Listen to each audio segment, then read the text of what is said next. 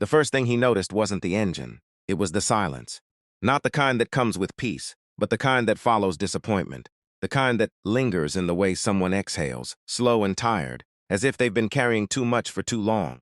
Ethan Cole wiped the grease from his hands with a worn rag and looked up from the half-open hood of an old pickup truck. Across the narrow roadside, just beyond the flickering neon sign of his modest repair shop, a woman stood beside a stalled motorbike. She wasn't panicking. That was unusual.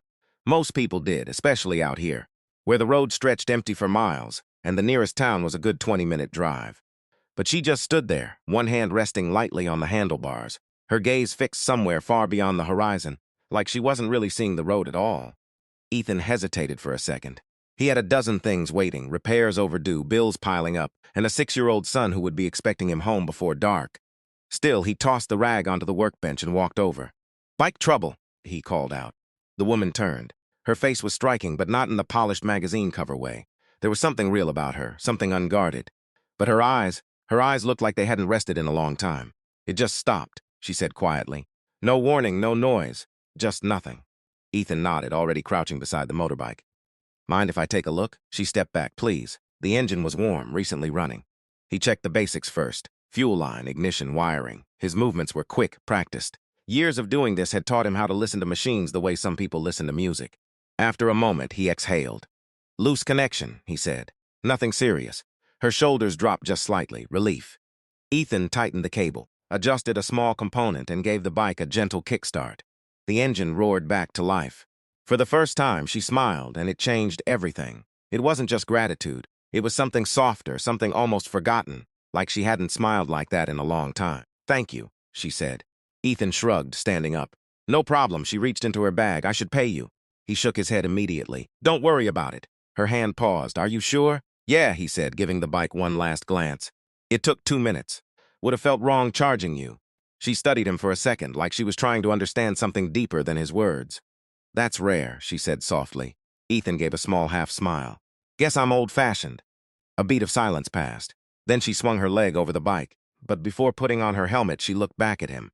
"What's your name, Ethan?" "I'm Claire." "Nice to meet you, Claire."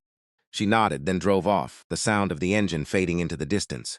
Ethan watched for a moment, then turned back to his shop. He didn't think much of it after that. He couldn't afford to. Life had a way of keeping him grounded in the present, especially since his wife passed away 3 years ago. Since then, everything revolved around 2 things: his son Noah and keeping the shop alive. Some nights after putting Noah to bed, he'd sit alone at the small kitchen table, staring at the stack of unpaid bills, wondering how much longer he could hold it all together. But then Noah would laugh at something silly the next morning, and somehow that was enough to keep going. 3 days later, Claire came back. Ethan was under a sedan when he heard the familiar hum of the motorbike. He slid out, wiping his hands again. "You again," he said, a hint of surprise in his voice. Claire smiled this time a little more easily. "Hope that's not a problem?" "Not at all." Bike holding up. "Perfect," she said. "Actually, I came to thank you properly." She held out a small paper bag. Ethan frowned slightly. "You didn't have to." "I know," she interrupted gently, "but I wanted to." He hesitated, then took it. Inside was a sandwich and a small toy car. Ethan blinked.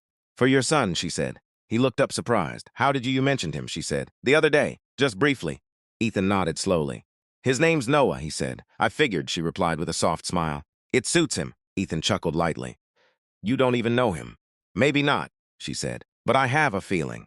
There was something about the way she said it, like she wasn't guessing, like she understood things without needing explanations. Over the next few weeks, Claire started showing up more often. Sometimes with small things, a coffee, a snack, a quiet conversation. Sometimes with nothing at all. Just sitting on the edge of the workbench while Ethan worked, asking simple questions about engines, about life, about Noah. And slowly, without realizing it, Ethan began to look forward to those moments. She listened. Really listened. Not like people who were waiting for their turn to speak, but like someone who genuinely cared about every word. One evening, as the sun dipped low and painted the sky in shades of gold and amber, Claire stayed longer than usual. Noah was there that day, sitting on a stool playing with his toy cars. Claire watched him with a soft expression. "He's a good kid," she said. Ethan smiled. "Yeah, he is. You've done that," she added. "Raised him like that." Ethan shook his head. "I just try not to mess it up." She looked at him, then really looked at him. "You didn't charge me," she said suddenly. Ethan blinked. "What?" "For fixing my bike," she clarified. "You didn't charge me, even though you needed the money." He frowned slightly. "How do you know that?" Claire hesitated. For the first time, She looked unsure.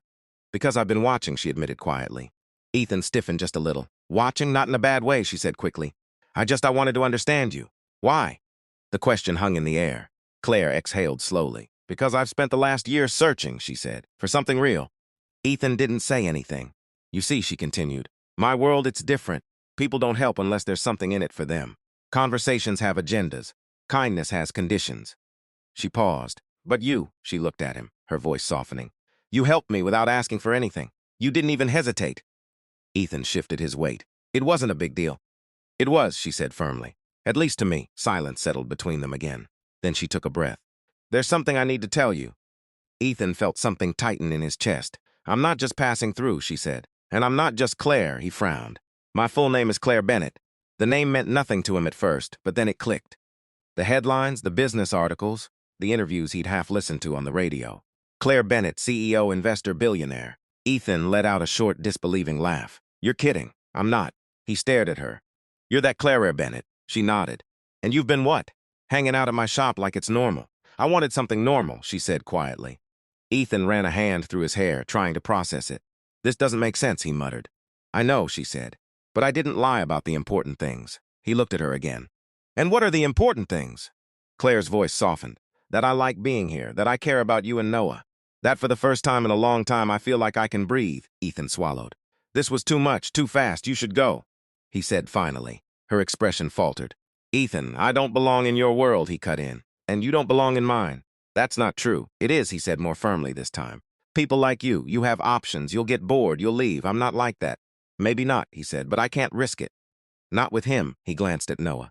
Claire followed his gaze. Her eyes softened. I understand, she said quietly.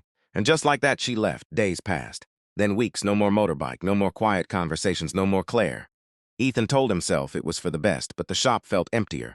And at night, when the house grew quiet, he found himself thinking about the way she listened, the way she smiled, the way she made even ordinary moments feel lighter. One evening, as he tucked Noah into bed, the boy looked up at him. Is the bike lady coming back? He asked. Ethan hesitated. I don't think so, buddy. Noah frowned. I liked her.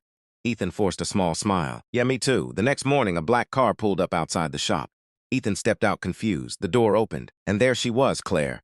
But this time she looked different, not because of what she wore, but because of what she carried. Not a bag, not a gift, just honesty. I'm not here to convince you, she said before he could speak, and I'm not here to change your world. Ethan crossed his arms. Then why are you here? She took a step closer. Because you were wrong about one thing, she said. And what's that? That I have options. Ethan frowned. I don't, she said softly. Not like this. Not with someone who sees me. Not what I have. Her voice trembled just slightly. I've met hundreds of people, Ethan. Maybe thousands. But none of them ever made me feel the way I do when I'm here, when I'm with you and Noah. Silence. I'm not asking for anything big, she continued.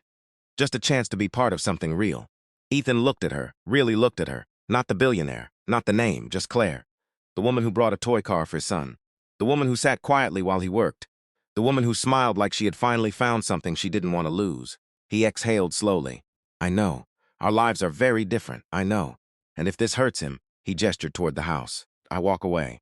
Claire nodded. That's fair. Another pause. Then Ethan stepped aside. Come in, he said. Claire smiled. And this time it wasn't the kind that faded, because for the first time neither of them was searching anymore. They had found it. Not in wealth, not in perfection, but in something far more rare. A love built on kindness, honesty, and the simple, powerful act of showing